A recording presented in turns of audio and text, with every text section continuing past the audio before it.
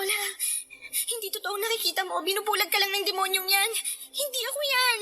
Nasa maayos akong kalagayan. Buhay ako. Ganun ba talaga yan kahalaga? Para istorbohin mo ako sa aking pagkain, Dako.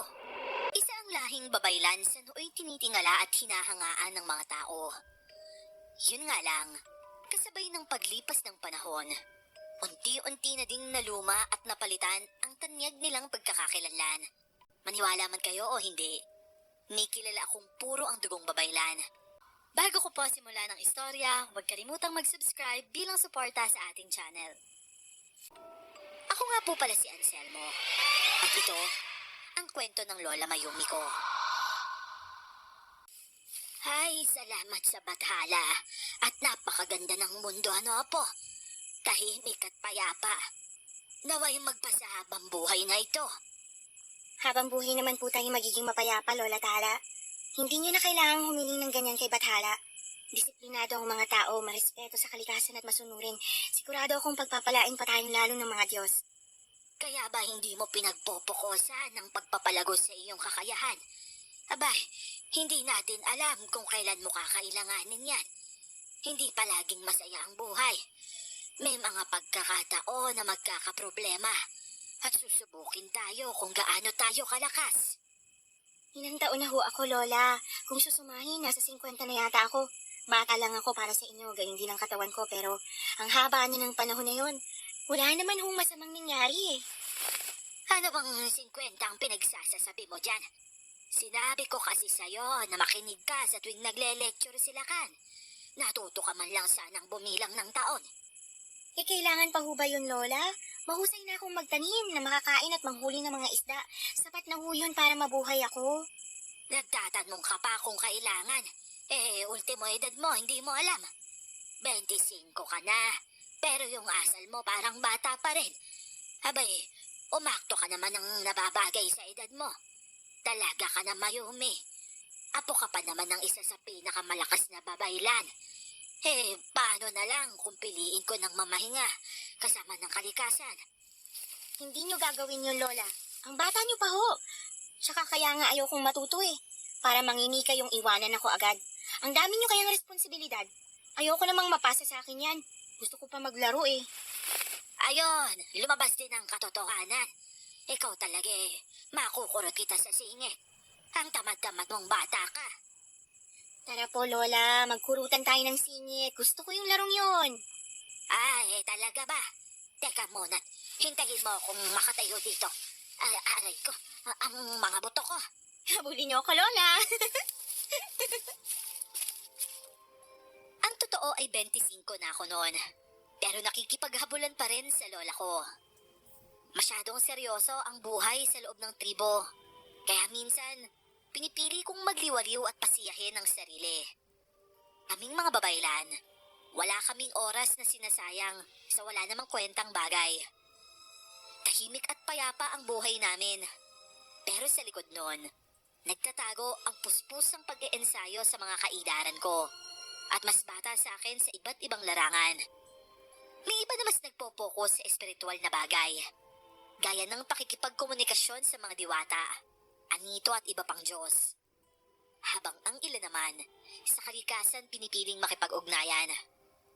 Gayunpaman, bihira lang ang may kakayahan sa dalawang aspeto na yan. Sila ang tinuturing na medyo angat ang antas at kaisipan sa tribo. At para sa amin, sinadya silang piliin ng mga diwata. Madalas ay kinakainggitan ng karamihan ng kakayanan nila. Mahal na babaylan, Tala. Kailangan ho kayo sa pagpupulong. Gano'n ba talaga yan kahalaga? Para istorbohin mo ako sa aking pagkain, Dako. Patawad ho. Pero pinapamadali ako ni Pinunong Babaylan eh. Susunod ako. Bigyan mo lamang ako kahit mga 10 minuto. O sige ho. Nasa bukaan na lamang ho ako ng inyong tahanan. Lola, gaano katagal yung 10 minuto? Puntahan mo sila, Kan. Sabihin mo utos kong simulan niya na ang pagtuturo sa'yo ng mga bagay na kailangan mong matutunan. Sige ho, kahit wag niyo nang sagutin, Lola. Mayumi, hindi pwedeng habang buhay kang ganyan. Matuto ka na. Nararamdaman kong problema ang dahilan ng pagpapatawag sa akin. Puntahan mo muna kaya, Lola. Hindi ho kaya masyado lang kayong nag-iisip ng hindi maganda? Lagi naman kayong nagpupulong. Hindi pwedeng magkamali ang hinala ko, Mayumi. May mangyayaring delubyo. Nagmamadali ang kilos ni Lola. Ni hindi niya na nagawang ubusin ang pagkain niya at lumabas na agad ng kubo namin. Samantalang ako naman, matapos kong makapaglinis ng bahay, ay nagtungo na nga ako kay Lakan. Wala pa siyang tinuturuan noon dahil maaga pa naman. Hindi ko kasi pwedeng suwayin si Lola Tala. Alam ko kung kailan siya seryoso at kung kailan okay lang kahit hindi ako sumunod. Yung kaseryosohan sa boses at mata niya kanina, siguradong katakot-takot na sermon at parusa ang matatanggap ko kapag ipinagsawalang bahala ko lang yon. Oh, Mayumi. Ikaw pala. Anong nakain mo at nagawi ka dito? Wala nga eh. May pagkain ka ba dyan, Lakan? Meron naman. Mag-aalmusal pa nga lang ako. Ito, saluwan mo ako. Biro lang. Nag-almusal na ako. Naparito ako para magpaturo na sa'yo. Magpaturo? Sigurado ka ba? Teka nga, wala ka bang sakit ha? Ano ba? Wala, no? Si Lola Tala kasi. Mukhang seryoso na siya kanina. Nakakatakot yung itsura niya. Ayoko namang maparusahan. Kailangan ka pa palang takutin bago ka sumunod eh. Hindi naman niya ako tinakot. Nakakatakot yung itsura niya. Parang hindi natin kilala si Apo Tala. Hindi naman talaga nananakot yun eh. Bibiglayin ka nga lang. Kaya nga, bilisan mo na dyan para matapos na tayo. Nakakainip pa naman yung gagawin natin. Uy, ano ka ba? Nakita mo naman na kakakain ko lang. Oh, diyan ka na lang muna. Kumain ka na din. O kaya, panoorin mo na lang ako. Ay nako, ang laki ng bunganga mo. Buong kamay mo kaya mong isubo eh. Dito na lang ako. Tatanaw sa magandang kapaligiran. No ba, minamadali mo ako. Tapos kapag ilakyan ko ang subo, sasabihan mo akong malaki ang bunganga. Hindi ka rin mapanlait, no? Ano kaya kung dun muna ako sa ilog? Babalik na lang ako. Ay, nako, Mayumi. Huwag mo kong madamay-damay sa inis ni Apo Tala, ha? Ayokong mapukpok ng matigas niyang tungkod. O siya, diyan ka lang. At mabilis lang to. Wala bang darating na ibang estudyante mo, Lakan? Siyempre wala. Ano ka ba? Sabado ngayon, no? Nasa kagubatan sila. Para sa pagsasanay naman ng pisikal na lakas. Ganun ba yun? May araw ang pag-aaral sa mga kakayahan? Alam mo, ikaw lang ang nakilala ko na hindi interesado sa pag-aaral ng mga kakayahan. Samantalang yung iba, halos umiyak kapag hindi napasama sa pagsasanay. Sadya bang kampante ka lang masyado o ayaw mo lang mahirapan? Hindi ko rin alam eh. Basta ang gusto ko magsaya lang. Palagay ko naman, hindi na yan kailangan. Matutunan ko lang kung paano pakainin ang sarili ko, sapat na yun. Hindi ganun ang buhay, Mayumi. Kaya ka biniyayaan ng talino at lakas ng katawan para gamitin habang nabubuhay ka. Kailangan mong pag-ibayuhin yan. Saan ko naman gagamitin, Lakan? Nabubuhay naman ako kahit ganito lang. Walang sakit ng katawan, walang sakit ng ulo, masaya lang. Sana, sa oras na kailangan mo ng kakayahan mo, maaral mo ng mas mabilis. Dahil kung hindi, mapag-iwanan ka. Doon mo lang malalaman kung gaano yun kahalaga. Ang dami mo naman sinabi. Teka, nasa bahay pa ba ako? Para kang si Lola Tala mangaral ah. Oo na nga, nandito na nga yung tao, di ba? Ay, alam mo, natutuwa talaga ako sa'yo. Kakaiba ka sa lahat eh. Ewan ko sa'yo. Oo nga pala, yung ituro mo daw sa akin ay yung pinakamabilis na paraan, sabi ni Lola. Ha? Sinabi niya yun? Bakit daw? Ewan ko, dapat ba may dahilan? Teka, may problema daw ba? Problema? Ewan. Bakit ba? Nag-alala ka naman bigla. Uy, yun ang ginagawa mo, magdahan-dahan ka nga. Bakit mo lang kasi ngayon sinabi? Sana hindi na ako tagal-musal. Ha? Teka, bakit nga? Ano ko naman, bisa mo? Wala akong nagawa nang kuhanin niya ang kamay ko at mabilis akong hinila papunta sa likod bahay. Medyo mataas ang bahay ni Lakan. Tanaw doon ang kabilang bundok at kabahayan sa ibaba. Samantalang sa likod ng bahay, nakalagay ang isang malaking papag. Maaliwalas at malamig ang hangin. Malilim din dahil sa makakapal na dahon na siyang tumatakip sa araw. At Pagkaupo namin doon, agad siyang nagsimula. Hindi ko na detalyadong ikukwento kung paano magturo si Lakan dahil makaabutin tayo dito ng ilang araw. Gaya na lang kung gaano katagal yung oras habang naroon ako at nakikinig. Basta't ang masasabi ko lang, mahaba ang pasensya niya at mahusay siya. Hapon naman ang umuwi ako. Wala naman akong ginawang mabigat. Nakaupo nga lang ako at nakikinig at pag minsan ay sumasagot. Pero pakiramdam ko, latang-lata ako.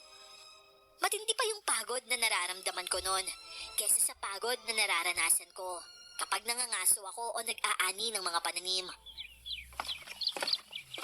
Mahal na Tala, ano ang plano nyo? Hindi ho nakandaan lahat sa pangyayaring ito. Dahil inaasahan natin na mga 100 o kahit isang siglo pa bago sa muling magising. Ay, nako. Hindi ko rin maunawaan kung bakit at paanong nangyari. Kailangan lang na mapatulog siya. Napakabilis maputol ng sumpa. Ni hindi pa nalilimutan ng lahat ang kahindik-hindik na pangyayaring yun. Pero heto na naman siya at maghahasik ng lagim. Hindi ho kaya dahil kay Maya... Imposible dako. At pwede bang itiko mo yung bunganga mo kung ayaw mong magmumog ng dugo? Patawad ho, mahal na Tala. Narito na ito. Ang kailangan nating gawin ay ibayuhin ang pagsasanay at pagtibayin ang proteksyon. Abisuhan mo ang mga gwardya sibil sa bawat dako ng tribo. Gayon din ang mga nasa paanan ng kabundukan. Sa akin nakapasa ang responsibilidad na panatilihing mapayapa at ligtas ang buong tribo. At ikaw naman ang inaasahan kung magpapatupad nito sa lahat ng alituntunin ko. Maaasahan ba kita, Dako? Umasa po kayo, mahal na Tala. Gagawin ko ang makakaya ko at ng aking grupo. Mauna na ho ako. Oh, sige. Mag-iingat kayo. Sinundan ko pa ang papaalis na bulto ni Dako. Si Lola naman nun, halos marinig ko na ang lalim ng buntong hininga. Ramdam ko ang bigat ng pagsubok na bigla na lang bumalot sa tribo namin noon. Napayuko ako at napaisip. Marahil ay tama ang hula ni Lola kanina. At kaya rin pinilit niya na akong ipadala sa pagsasanay ng utak. Pag-angat ko ulit ng muka, napaatras ako at nagulat. Nasa harapan ko na kasi si Lola at matamang nakatitig sa akin. Kunot ang noo niya at parang nagtataka pa kung bakit naroon ako sa likuran ng pintuan at nananahimik. Kumusta ang pagsasanay ninyo ni Lakan, Mayumi? Ayos naman po, Lola. Nakaugalian mo na yatang makinig sa usapan ng iba. Marahil ay alam mo nang may problema ang tribo. Pasensya na ho, Lola. Hindi ko naman sinasadya. Hindi naman ako makalapit dahil seryosong usapan niyo ni Dako. Ano pa nga ba? Hindi ka naman talaga nauubusan ng dahilan. O siya, maglinis ka na ng katawan mo at kakain na tayo ng hapunan. Lola, sino ho bang nagising? At saka totoo ho bang maghahasik siya ng laging dito sa tribo natin? Ang Supremo. Sa lahat ng inaasahan kong dilubyong pwedeng kaharapin ang ating tribo. Ang pagkagising ng prinsipe ng mga aswang. Iyon ang hindi sumagi sa isipan ko. Ano ho? Prinsipe ng mga aswang? Iyon ang nagising? At maghahasik ng lagim? Pero bakit po, Lola? Hindi ba may mga kasunduan na sa pagitan ng tao at mga aswang?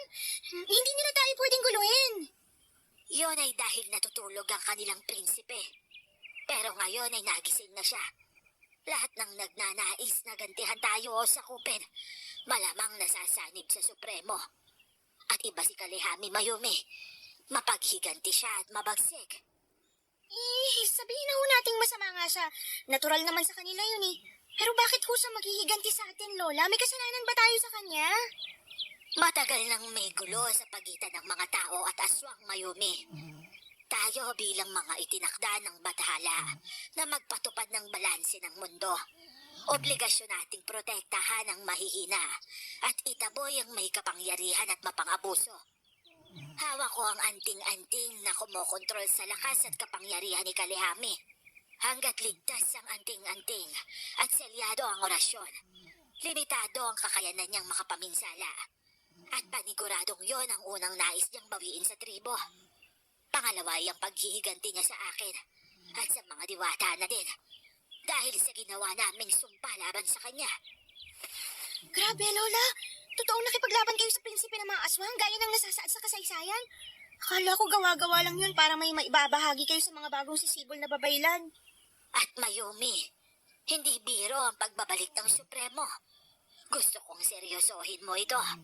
Itatak mo dyan sa isip mo na posibleng maubos ang lahi natin kapag nagpadalos-dalos tayo. Mauubos ang lahing babaylan, Lola? Oo, at kapag nangyari yon, tuluyan ang mananahan sa mundong ito ang mga nilalang na yon. Magwawakas ang balanse ng mundo at tuluyang maghahari ang kasamaan. Napagtanto ko ang bigat ng pagsubok na kinakaharap ng aming tribo. Isang banta na maaaring magdulot ng pagkalipol ng aming lahi. Biglang nawala ang hilig ko sa paglalaro. Sa halip ay naramdaman ko ang kagustuhang magsanay at tuklasin ang aking kakayahan. Matapos maghapunan, hindi ako makatulog. Hinanap ko si Lola Tala, ngunit nakita ko siyang nakaluhod sa harap ng isang matandang puno. Taimtim na nananalangin at tila kinakausap ang kalikasan. Malungkot ko siyang pinagmasdan at naisip na dapat siyang nagpapahinga na. Ang kapayapaan ng aming tribo, nakahapon lamang ay kwento niya. Tila magiging alaala na lang. Mayumi, gising ka pa. Hindi ako nakakatulog nang hindi katabi si Lola. Nabalitaan ko na gusto kong makausap si Apo Tala. Mukhang abala pa siya sa ibang mundo eh. Mamaya mo na siya kausapin. Ang lamig ng gabi. Hindi ka ba giniginaw? Mukhang manipis ang suot mo at... Ha? Naku, pasensya na. Teka, alisin mo nga yung mata mo. Ano tinitingnan mo dyan? Bastos? Uy, baka marinig tayo ni Lola. Ikaw na nga itong inaalala ko. Paparatangan mo pa ako na bastos. Yun naman ang totoo eh. Nakatingin ka sa dibdib ko. Diyan ka na nga muna. Magbalakabal ka ng makapal sa katawan mo. Bigla tuloy uminit ang pakiramdam ko eh. Inis kong tiningnan muli ang umbok sa dibdib ko. Noon ko lang yun napagmasdan at nasuri. Medyo malaki naman talaga siya at bakat pa sa suot kong manipis na tela. Ang dalawang matayog na korona nun. Inis akong kumuha ng makapal na balabal at pinaikot sa katawan ko bago muling lumabas. Hindi ko na malayang nagbago ang hugis at itsura ng katawan ko. Ganon ako kaisip bata noon. Pero simula ng gabing yon, ewan ko ba, mas naging mapanuri na ako sa nararamdaman ko at pagbabago sa katawan ko. Eh, Apo, baka ho mabigla ang isip ni Mayumi. Ni minsan hindi niya pa nagawang tumawid sa hangganan ng kaisipan niya. Eh, baka ikabaliw niya kapag pinilit ko. Naniniwala ako sa kakayahan mo, Lakan. Saka malakas ang isip ni Mayumi. Kakayanin niya yan. Alam mo naman ang pinanggalingan niya, hindi ba? Bibigyan ko lang kayo ng 1 linggo. At pagkatapos nun kailangan kaya niya ng mag-isa sa pagsasanay. Parehas na mentalidad at pisikal kahit wala ka. Eh, susubukan ko ho ang makakaya ko, Apo Tala. Pero kung may iba pa akong maitutulong, sabihan niyo lang ho ako, ha? Lakan, iho. Alam mo ba kung gaano kahalaga ang tungkulin mo sa tribong ito? Ikaw ang ugat ng bagong sibol ng mga babaylan. At kung ano sila ngayon, yun ay dahil sa'yo. Huwag ka sanang mainip at manawa sa ginagawa mo. Malaki ang pasasalamat ng buong komunidad sa'yo. Ganun ho ba? Ay, maraming salamat po, Apo Tala. Tatandaan ko pong palagi ang sinabi niyong yan. Mabuti naman. Sige na. Umuwi ka na't magpahinga. Bago tumaas ang araw bukas nasa tapat na ng bahay mong aking apong si Mayumi.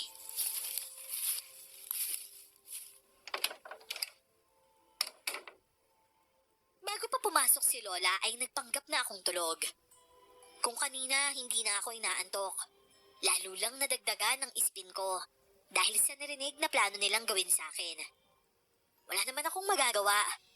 Isa akong babaylan at apo ng isa sa pinakamalakas na lahi namin. Takasan ko man ng ilang taon, nakatakda talaga akong alamin ng kakayahan ko at pag-aralan yon na kontrolin. Katapusan na nga din yata ng lakwatsa ko at siguradong ang mga susunod na araw, mapupuno ng kirot ng katawan, sakit ng ulo at hindi maipaliwanag na pagod. Mahal na tala, nahuli namin siya sa kakahuyan kung saan nagsasanay ang mga bata. Muntik niya pang madagit yung isa. Sugat ang magkabilang braso ng bata dahil sa talim ng mga paa niya. Pakiwari namin ay pinadala siya ni Supremo para magmanman sa ating tribo at magsimulan maghasik ng lagim. Paano siyang nakapasok sa teritoryo? Gayong ang sabi mo nagdagdag ka pa ng mga bantay sa bawat hangganan. Patawad o, mahal na tala. Andun ako, dumaan siya sa mga puno. Nakakalipad ho siya. At isa pang ipinag-aalala ko, ay may napanggit siyang may mga kasama siyang nagagawang dumaan sa ilalim ng lupa. Anong sinabi mo? Nako, hindi maaari. Pati mga abwak ay nakipagsabwatan na din kay Kalihame. Makikita nila ang hinahanap nila sa oras na mahimlay ng muli ang kanilang prinsipe. Sisiguraduhin kong mababaon talaga sila sa lupa. At ikaw, pangahas na nila lang. Ilalambitin kita sa sinag ng araw at aasinan oras-oras. Gagawin na ho ba namin yon? Hindi, wag na muna. Kakailanganin pa natin yan kahit patapon na yan kay Kalihame. Eh kung gayon, ano hong plano niyo sa aswang na ito pansamantala? Uubusin niya kayo lahat. Batalyon ang paparito para gawin kayong pagkain. Pagsasaluhan nila ang mga dugo niyo't laman. At pagkatapos, si Supremo ang mamamahala sa sanlibutan. Kayong mga tao, magtatago kayo sa dilim. At takot dahil sa amin. Ang dami mong kudang pangit ka. Humarap ka mo sa amin ng Supremong sinasabi mo. Hindi yung nagtatago siya sa boses mo at itsura mo. Gwapo pa sa iyong alaga kung unggoy. Anong ginagawa mo, Mayumi? Napatay mo na yata. Ayan at hindi na siya gumagalaw. Ho? Mahinang suntok lang naman po yun, Lola. Hindi na po siya umihinga, mahal na tala. Napakalakas ng pwersa ni Mayumi. Ha? Seryoso ka, Dako? Hindi pa yun ang puwersa ko. Plano ko basagin lang ang panganyan eh. Makahulugan na nagkatinginan noon sina Lola Tala at Daku. Ako naman, manghang-manghang napatitig sa kamao ko. Hindi talaga ako makapaniwala. Kung sa bagay, nasa mukha naman ng aswang ang ebidensya. Nagmukhang pinitpit na lata ang gitnang bahagi ng mukha niya. Mukhang pati bungo niya nga ay nabasag ko. At nang subukan na itong buhati ni Daku para mailibing, may nalaglag pa mula sa ulo nito. Utak yon, at sa kanila na pagtantong butas pala ang ulo ng halimaw. At kung anong lapad ng kamao ko, siya namang laki ng butas sa ulo nito. Hoy, Mayumi! Hindi naman porket madali mong natututunan ang lahat ng pinag-aralan natin. May karapatan ka ng tumungangalag dyan. At magbilang ng dahon sa puno. Saglit lang naman. May gumugulo lang sa isip ko, Lakan. Hindi ko kasi masabi kay Lola yung naging panaginip ko nitong nagdaang gabi. Hindi ko alam kung kanino sasabihin ng hindi ako nagmumukhang baliw o ilusyonada lang. Gusto mo bang sabihin sa akin? Hindi naman kita huhusgahan. Pangako yan. Nanaginip kasi ako kagabi. May kausap daw akong mga diwata tapos paulit-ulit nilang sinasabi na ako yung napili nila. Hindi ko naman alam kung saan. Basta, yun lang ang sinasabi nila habang inaayos ang buho ko. Ang ganda-ganda ko na nga daw doon. Nakabistida ako at masaya ako. Nandidiri nga ako magsuot ng ganun, di ba? Ha? Totoo bang sinasabi mo, Mayumi? Nakakatawid ka sa pamamagitan ng panaginip? Kailangan malaman to ni Apo Tala. Ha? Kailangan pa ba? Baka pagtawanan lang ako noon. Hindi niya nga ako mapagbistida dito tapos sa panaginip ko, saya-saya ko pa. Hindi yun, Mayumi. Hindi yun tungkol sa bestida. Dito ka lang muna, ha? Pag-aralan mo lang ulit yung itinuro ko sa'yo kanina. Pupuntahan ko lang si Apo Tala at kakausapin. Huwag kang alis dito, ha? Halos lumipad na siya noon pababa ng bahay namin. Wala na nga din siyang suot na tsinelas. Kaya naman talagang napukaw ng reaksyon niyang yon ang kuryosidad ko. Imbis na aralin ang inuutos niya, palihim ko na lang siyang sinundan. Gusto ko kasi may alam din ako sa lahat ng pinag-uusapan nila at nangyayari sa loob ng komunidad. Kung nagagawa niya ho yun nang hindi pa naman pinapakita sa kanya ang daan at tinuturo ang orasyon, marahil matagal na siyang may kakayahang makatawid. At hindi niya lang yun namamalayan, Apo Tala. Kung gayon hindi na tayo mahihirapang magturo pa sa kanya. Oo nga pala. Baka hindi niya nabanggit sa'yo. Kakaiba din ang pisikal niyang lakas. Ano ho ang ibig niyo sabihin? Napatay niya yung aswang na nahuli ni Dako ng isang suntok lang. Butas ang bungot, hindi na nga namin alam kung paano niya nagawa yun. Totoo ho ba? Ang ibig niyong sabihin, may kakayahan na siyang mentalidad. Meron pa sa pisikal. Sa edad niyang yun, bihira lang ho ang ganun ha po. Alam ko yun. Marahil may kinalaman ng kanyang pagka. Nang lumingon si Lola sa aking kinaroroonan, agad akong napatago at umalis nang hindi niya makita. Habang paakyat sa bahay ni Lakan, napaisip ako sa malakas niyang pakiramdam. Tila kasi likas na sa kanya yon. Hindi ko rin maintindihan kung bakit tumakbo ako at hindi nagpakita. Sa halip na magpunta kay Lakan, naisip kong dumiretso sa talon upang magparipas ng oras, maligo at mag-isip-isip. Pakiramdam ko, yun ang pinakatahimik at pinakaligtas na lugar para sa akin. At habang lumalangoy ako sa tubig, may naramdaman akong kakaiba. Pag-angat ko ay bigla akong napabalik sa ilalim. Isang mabangis na nilalang ang nakasakmal sa aking paa. Pinaikot-ikot niya ako sa ilalim ng tubig hanggang sa maramdaman kong naninikip na ang aking dibdib. Huminga ka. Sige, kaya mo yan. Hindi. Kailangan ko umahon. Wala ka nang dapat ikatakot. Napatay ko na siya. Sino ka, ha? Ikaw ang pumatay sa... Diyos ko, anong klaseng halimaw yan? Abwak yan. Isang uri na aswang na nagkakatawang buhaya. Muntik ka na. Kung hindi lang ako nagawi dito, marahil pinagpipiestahan ka na ng aswang dito. Abwak, totoong kasama sila nung isang aswang na nahuli namin nung nakaraan. Hindi, delikado. Kailangan ko silang abisuhan. Dahan-dahan. Nangihina ka pa't malaking sugat mo sa paa. Halika, hayaan mo akong tulungan kita. Lumayo ka nga, hindi kita kilala. Pinagdududahan mo yung taong nagligtas sa'yo? Hindi ka pala marunong magpasalamat. Hindi ko akalain na ganyan yung ugali ng mga babaylan. Hindi kasi ganyan yung ugali nyo sa librong nababasa ko at mga naririnig ko sa matatanda. Sino ka ba? Bagong mukha mo. Hindi ka taga rito. Tama ka. Isa lang ako normal na tao. Patawad kung nangas ako tulungan ka. Hindi. Pasensya ka na sa inasal ko. Nadala lang ako ng takot at pangamba. Salamat sa pagliligtas mo sa akin, ha. Anong pangalan mo? Ako nga pala si Ali. Kung di mo mamasamain, maaari ko ba malaman yung pangalan mo? Ako si Mayumi. Kailangan ko nang makabalik sa tribo. Babalaan ko sila. Aray ko. Pasensya na Mayumi ha. Kailangan kitang buhatin eh. Hindi kita pwedeng pabayaan na pilitin mo ilakad yung paa mo. At ayan oh, bubulwak yung dugo sa tuwing pumipwersa ka. Maupo ka muna dito. Kailangan natin talian yung hita mo para hindi maubusan ng dugo. Malayo pa ba yung bahay niyo mula dito? Medyo matarik din ang daan paakyat dyan. Sigurado ka ba na kaya mo ko? Wala kaya itong bilib sa tulad ko eh. Dahil ba sa nagpakilala ako bilang normal na tao? Hindi ako naniniwalang isa kang normal na tao, Ali. Hindi magagawang patay ng normal na tao. Napakalaking halimaw na yan sa tubig. Akala mo ba kayong mga babaylan lang yung may lakas na katawan? Karamihan sa amin nakatira sa paan ng bundok. Mahusay sa pangangaso. Yung pagpatay ng abwak, mas mahirap pang manghuli ng baboy ramo kaysa dun eh. Paano mo nasabing aswang ang isang yan? Maalam din ba kayo tungkol sa mga nilalang ng dilim? Oo naman. Sikat ang kwento ng iba't ibang uri nila sa baryo namin. Nung bata pa ako, akala ko panakot lang sila sa amin.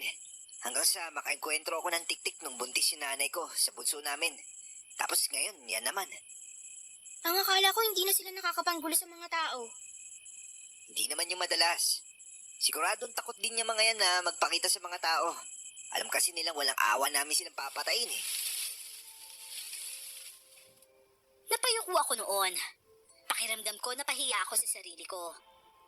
Ang buong akala ko kasi, maayos ang lagay nila at gaya namin ay payapa silang namumuhay. Bigla tuloy akong napatanong kung totoo nga bang balanse ang mundo. O gaya ko, may matitigas lang din talaga ang ulo sa mga lahi ng aswang. Ipinagkatiwala ko na lang kay Ali ang pagtatali sa hita ko. Pagkatapos, binuhat niya na ako habang ako naman ay nagtuturo ng tamang daan papunta sa aming komunidad. Doon nga ay inabutan ko pa rin si Lola Tala at si Lakan na nag-uusap.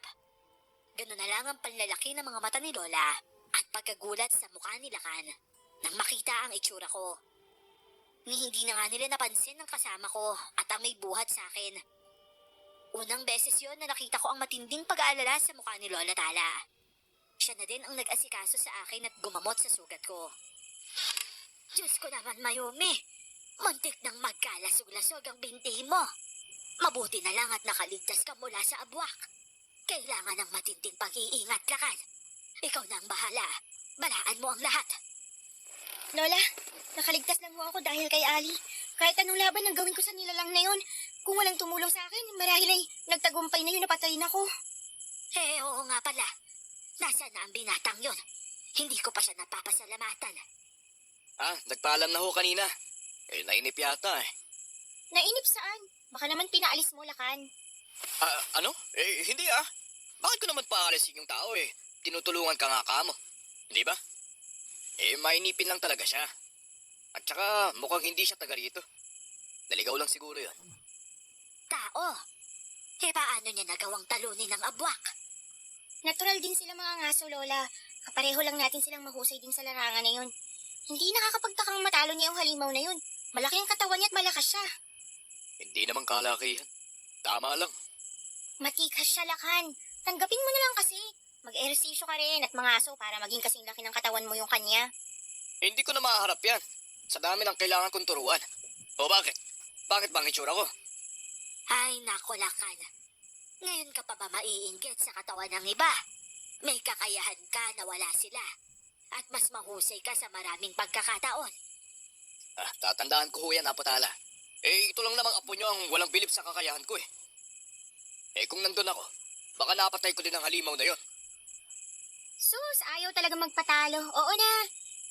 Pero paano ho ito, Lola? Kung kailan ako porsigido sa pagsasanay ng pisikal kong lakas, saka naman ako nagkaganito. Marami ka pang pwedeng gawin maliban doon. Mag-focus ka muna sa iyong mentalidad. Tuturuan kitang makatawid sa mundo ng mga diwata at anito. Baka tutulong din ho ako, Lola. Lakan, nakalimutan mo na yata ang ipinag-uutos ko, no? Ay, oo nga pala. Pasensya na ho kayo. Sige ho, mauna na ako. Kakausapin ko ang punong lingkod upang maipakalat sa buong tribo ang balita tungkol sa mga abwak. Mas maiging sa mga magulang mo na lamang sabihin nang sa gayon ay maiwasan ang tensyon sa mga kabataan. Kailangan lang nilang mag-ingat na husto. Masusunod ho, Apo. Kapag naiisip ko kung ilang araw akong nasa bahay lang para magpagaling, nalalambot talaga ako. Yun na kasi yata ang magiging pinakamabagal at nakakabagot na mga araw sa buhay ko. 2 araw pa lang pero nakakapagtakang mas dumadalas ang pananaginip ko tungkol sa kakaibang lugar at mahiwagang mga kababaihan. Sa panaginip ko parang kilala ko sila. Kampante ako doon at normal ko silang kinakausap. May mga bagay akong ginagawa doon na sa tuwing magigising naman ako, hindi ko na maalala. Mayumi, kamusta? Pasensya ka na, pumunta ako dito ha. Gusto ko lang malaman yung kalagayan mo. Nako, maraming salamat at binisita mo ako. Ito, parang hindi umiepekto yung gamot ni Lola. Iba kasi yata kapag sugat ng aswang. Sana magawin na rito yung mahusay na tagahigop ng kamandag. Gusto ko nang gumaling at makalakad ng maayos. Ganun ba? Ito nga pala. May dala akong pwedeng ipanlagay sa sugat mo. Medyo masakit lang yan pero kung gusto mong gumaling ka agad, tisin mo lang. May pangontra yan sa aswang. Maraming salamat, Ali, ah. Saan ka nakakuha nito? Kayo lang din bang mga taong may gawa? Hindi. Galing yan mismo sa aswang, Mayumi. Ano? Sa aswang? Oo, sa aswang nga. Tsaka hindi naman lahat ng aswang masama. Sa katunayan nga niyan, may kaibigan akong mabuting aswang. Seryoso ka ba? Ba't naman kita bibiruin? Teka, may ipapakita ako sa'yo. Anong ginagawa mo? Ibaba mo ang labaha, baka magsugat. Ay, Diyos ko mahabagin. Bakit ka nagsugat? Alam ko kasi nadududa ka eh. Akin na, lalagyan ko yung sugat ko. Kailangan mo ba talaga magsugat ng sarili mo para lang mawala ang pagdududa ko? Hindi mo naman ako masisisi. Sabi mo kasi sa aswang to galing. Kung sa aswang nga nagmula, marahil ay epektibo yan. Dahil alam nila kung paano ko kontrolin ang sarili nilang kamandag. O sige, iho. Nanonood ako.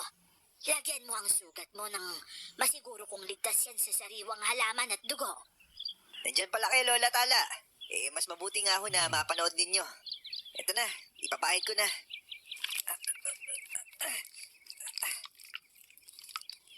Hindi yan kagat ng aswang. Pero sige, pagbibigyan ko. Alam na alam ko ho, Lola. O sige na, Mayumi. Ligtas ang gamot na yan at makakatulong pa sa'yo. Hayaan niyo ako maglagay sa sugat niya. Mayumi, ayos lang ba? Ha? Oo. Oo naman, sige. Salamat, Ali. Oo nga pala. Kanina umuungol ka na naman na po. Nakatawid ka ba ulit? Oo, Lola. Kaya lang, hindi ko pa rin maalala kung anong lugar na yon at bakit ang gaganda ng mga babae. Nakakaingit ang mga kabuuan nila. Nakakatawid saan? Sa ibang dimensyon, iho. Lugar yon na hindi nyo maiintindihang mga tao. Ganun ho ba? Totoo palang mga makapangyarihan kayo. Lahat tayo ay may kanya-kanyang obligasyon, iho. Ganito ba talaga tong gamot na to, Ali? Makirot nga siya at mahapdi. Parang sinusunog ang laman ko. Tiisin mo lang yan, Mayumi. Yan kasi pumapatay na kamandag na galing sa ngipin ng abwak. Ilang araw lang naman yan. O di bale. Kapag tumawid ka naman hindi mo na din yan mararamdaman. Doon ay malakas ka at walang masakit. Nang oras na yon ay nalaman ko mula kay Lola na dimensyon yon kung saan matatagpuan ang mga diwata. Anito at ibang Diyos ng kalikasan. Namangha ako noon at nagtaka kung bakit sa panaginip ko sila napupuntahan at hindi kapag gising ako na siyang karaniwang ginagawa ng iba. Oo nga't walang kahirap-hirap para sa akin ang makipagkomunikasyon sa kanila. Pero hindi ko yun nagagawa kapag ginusto ko at pumikit lang ako na gaya ng nakasanayan sa tribo namin. Isa pang nagdudulot ng pagkalito sa akin ay walang epekto sa katawan ko ang ginagawa kong pagtawid. Samantalang yung iba, nanghihina at dumudugo ang ilong o tenga habang ginagawa yon. Kayo ho ang aking ina? Diwata ho kayo? Oo anak, ako si Diwata Amihan. Anak ka ng isang purong diwata. Hindi ka ba nagtataka kung bakit ka nakakatawid ng ganong kabilis at walang epekto sa katawan mo? Hindi ko ho maintindihan. Kung puro kayong diwata, bakit ako nasa katawan ng tao? Saka, bakit ngayon ko lang kayo nakita rito? Patawad anak. May mga bagay na hindi pa nakatakdang ipagbigay alam lalo na sa'yo. Ang mahalaga, nandito ako ngayong kailangan mo ko. Gagabayan kita sa mga dapat mong gawin. Patawad kung napunta sa balikat mo ang mabigat na responsibilidad. At kung magagawa ko lang ibalik ang panahon, aayusin ko ang lahat. Hindi ko ho kayo maintindihan. Anong naipasang mabigat na responsibilidad? Anong hindi ko pwedeng malaman? Wala naman yung sinasabi sa akin si Lola Tala at ang ibang punong lingkod sa tribo. Sa tamang panahon, anak. Sa tamang panahon. Pero, huwag ho muna kayong umalis. Napakarami ko pa pong katanungan sa inyo. Sino ang aking ama? Nasaan ho siya? Mayumi! Mayumi, gumising ka na. Hindi, huwag muna kayong umalis. May naaalala ka ba sa napanaginipan mo, Apo? Nanay ko raw ho siya. Nanay? Anong sinabi mo? Amihan, yun ho ang pangalang pinakilala niya sa akin eh. Siya ho bang aking ina, Lola? Si Amihan, nagpakita siya sa'yo. Pero paano? Ang ibig kong sabihin may sinabi ba siya? Lola, may kailangan ho ba akong malaman sa pagkatao ko? Alam mong hindi makabubuti sa'yo ang pag-iisip ng kung ano-ano. At ito lang ang tatandaan mo, ha? Hindi mahalaga ang iyong pinanggalingan. Ang importante ay kung saan ka patutungo sa hinaharap. Isa kang mahusay na babaylan, Mayumi. At walang makapagbabago sa katotohanan yun. Pero, di ho ba karapatan ko ring malaman ang aking nakaraan, Lola? Pakiusap sabihin niyo sa akin. Pangako, hindi ho ito makaka-apekto sa akin. Gusto ko lang talagang malaman. Ay, ganito. Sa susunod na pagkikita ninyo ni Amihan, Tanungin mo siya ulit. Ayokong sa akin ito unang manggagaling, Apo. Kailangan sa iyong ina mismo. Nang sa gayon lahat ng katanungang kasunod na mahahantad sa iyo tungkol sa nakaraan diretsahan niyang masasagot. Natahimik ako noon. Naiintindihan ko ang punto ni Lola Tala. Hindi na ako nangulit. Kilala ko kasi siya. Hindi ko siya mapipilit sa isang bagay. Minsan, kahit wala namang sapat na dahilan, hindi talaga siya ganun kadaling kumbinsihin. Noon pa kaya na may sapat na rason siya para tanggihan ako? Dahil sa nakilala kong ina, napadalas ang pagtawid ko sa dimensyon nila. Minsan nga, sumusobra na ang oras ng tulog ko, pero bihira siyang magpakita sa akin. Sa tuwing nagpapanagpo naman kami, mabilis lang din ang nagiging pag-uusap namin, kaya halos wala ding nasasagot ng maayos sa mga tanong ko. 2 araw na akong halos puro tulog na lang. Nang sa sumunod na araw, napansin kong magaling na ang sugat ko. Nagtaka ako dahil bago ako natulog ng gabing yon, alam kong sariwa pa yon. Wala nang mababakas na sariwang laman doon. Pekas na lang ng pinagsugatan at wala na kahit konting sakit. Mukhang epektibong ang di hamak ang gamot na bigay ni Ali kaysa sa mga gamot na gawa ko, ano? Maigi na lamang at meron tayo nito. Kung sakaling kailanganin sa hinaharap may magagamit tayo. Nakakapagtaka lang ho. Kagabi kasi bago ko matulog, sariwa pa talaga ang sugat At nailalakad mo na din ng maayos. Mabuti pa magpasalamat ka na lang dahil hindi ka na nahirapan ng husto. At tamang-tama yan. Sa susunod na linggo na pipiliin sa hanay ninyo ang haharap kay Kalihami. Husayan mo sa pag-eensayo. Hindi naman sa gusto kong may patunayan ka. Pero sana'y maunawaan mo ako, Mayumi. Apo kita at... Huwag ka mag-alala, Lola. Naiintindihan ko. Hindi kita bibiguin. Alam mo bang inalis ka na sa pagpipilian dahil sa lagay mo? Duda sila na kakayanin mong gumaling ng husto hanggang sa araw ng pagpili. Isang milagro talaga ang nangyari nito.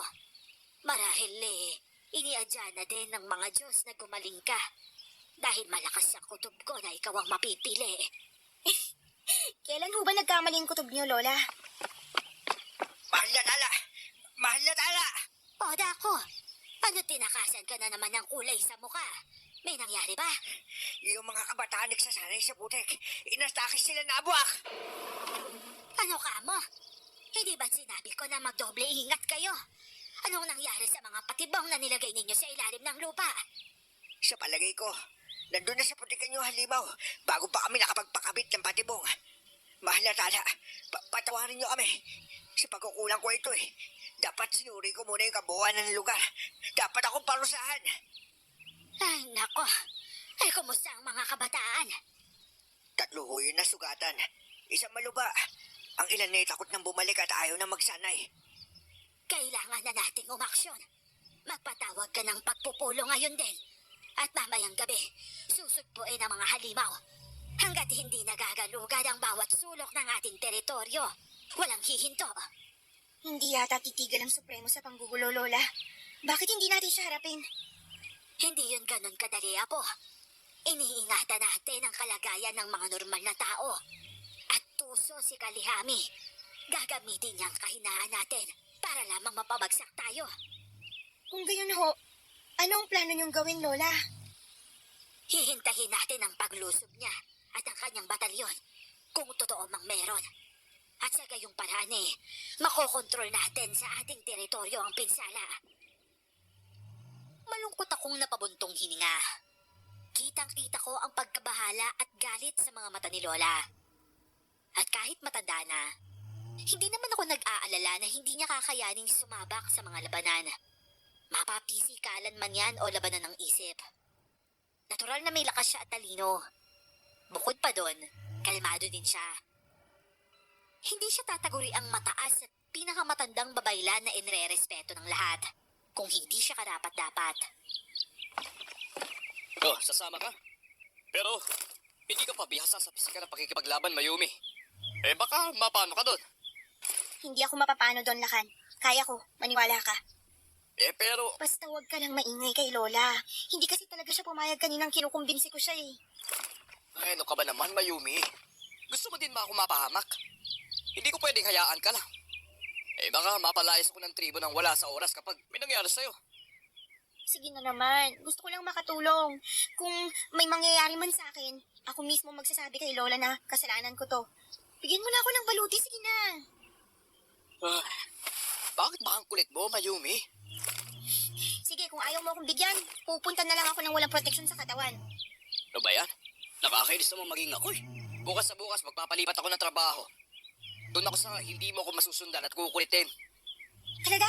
Gagawin mo yon? Kaya mo? Aba, oo naman, no?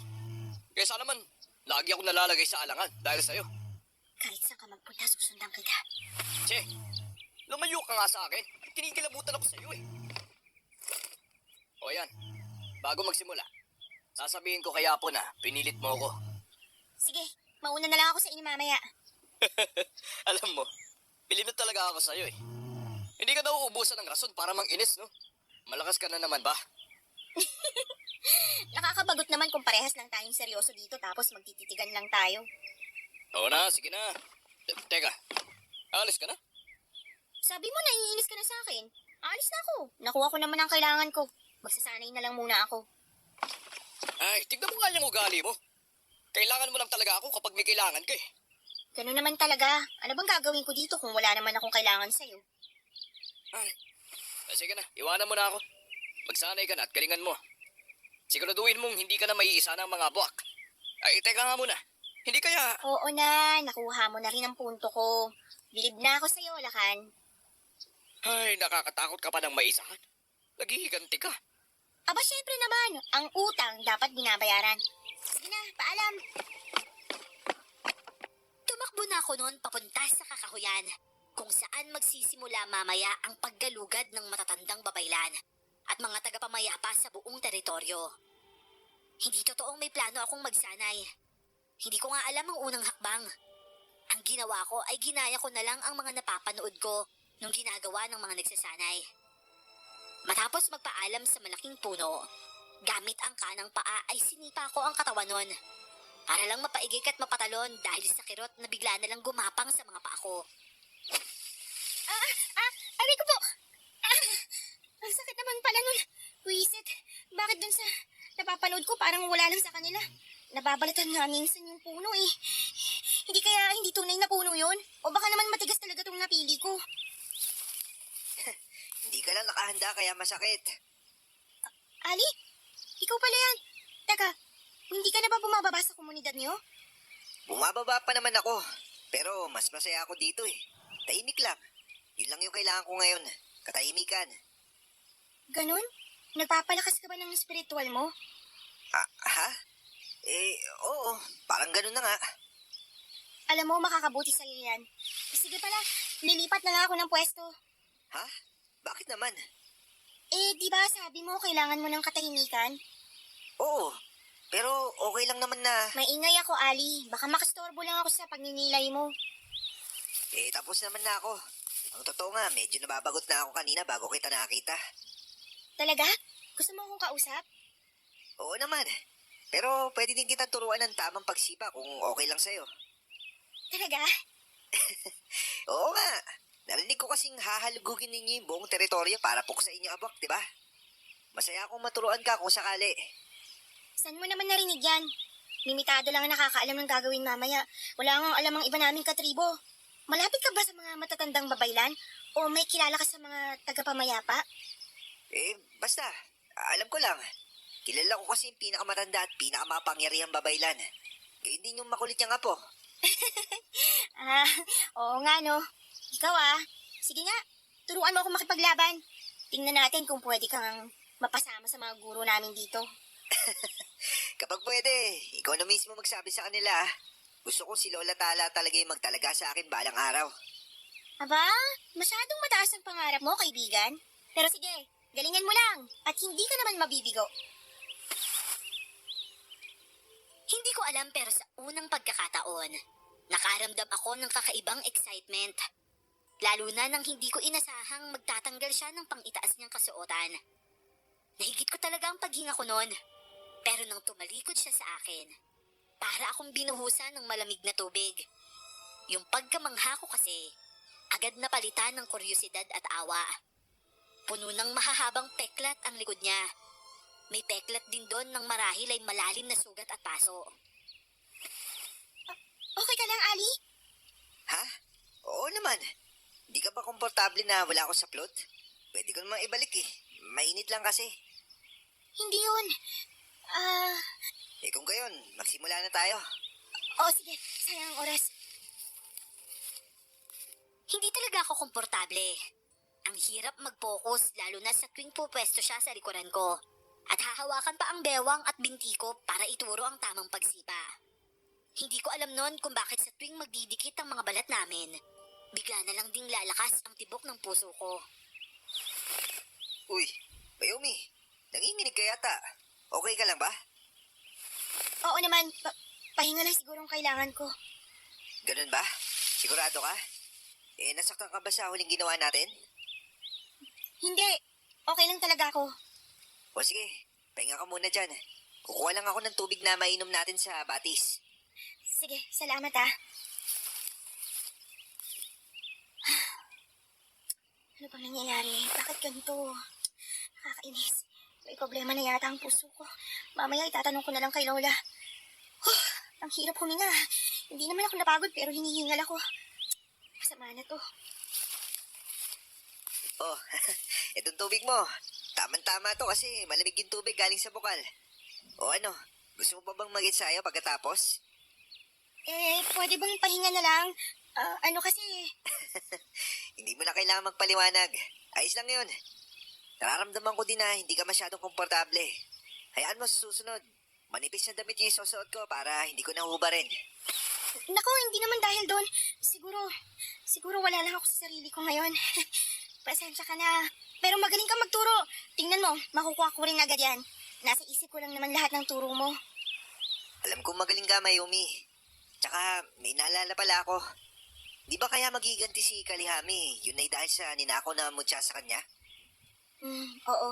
Sabi din ni Lola, yun naman ang dahilan kung bakit siya susugod sa amin eh. Para hanapin yun at maibalik ang buong lakas niya at kapangyarihan. Alam mo ba kung nasaan yun? Naku, walang ibang nakakaalam kung nasan yun, Ali. Ang alam ko lang doon, selyado siya ng matibay at malakas na orasyon galing pa sa mga sinuunang diwata. Nakakulong ang mutya ni Kalihami sa isang agimat. Bakit mo nga pala naitanong? Wala naman. Akala ko kasi hindi totoo yung kwento-kwento tungkol doon. Siyempre, para sa aming mga tao, ang paniniwala sa aming kapangyarihan, parang panloloko din yon sa aming sarili. Kaya nga eh. Ako man hindi pa nakikita ang agimat na yun. May parte din nun sa akin ng ayaw maniwala. Hanggang sa eto na, dumating ng oras ng panunubos ng Supremo. Tama ka. Gumising na siya at magigante. O paano? Mauna muna ako ha. Okay ka lang ba dito? Hapon na kasi. May kailangan lang ako asikasuhin. Walang problema. Salamat sa pagtuturo mo ah. Kapag humusay ako, utang ko yan sa'yo.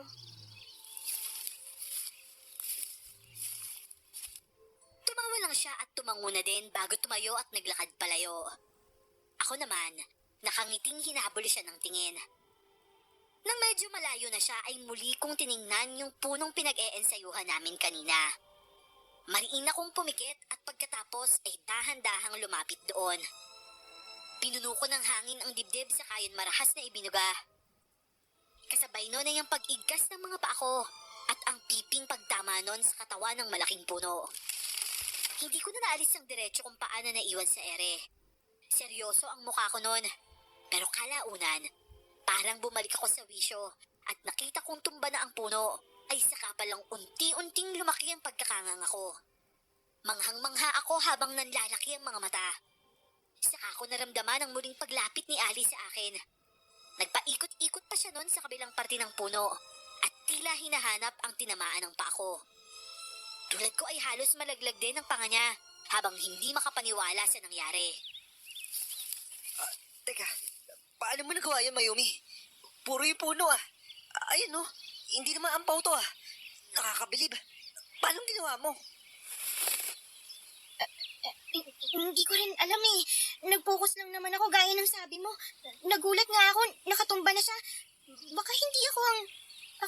ang may gawa. Hindi ikaw? Wala namang ibang tao dito maliban sa'yo ah. Saka yung paa, sa'yo yun eh. Kaya nga eh, paano ko ba ipapaliwanag? Hindi ko rin alam kung paano nangyari. Hayaan mo na. Baka nasobrahan ka sa konsentrasyon at hindi mo na kontrol yung lakas mo. Oh, paano ba yan? Utang ko sa'yo yun.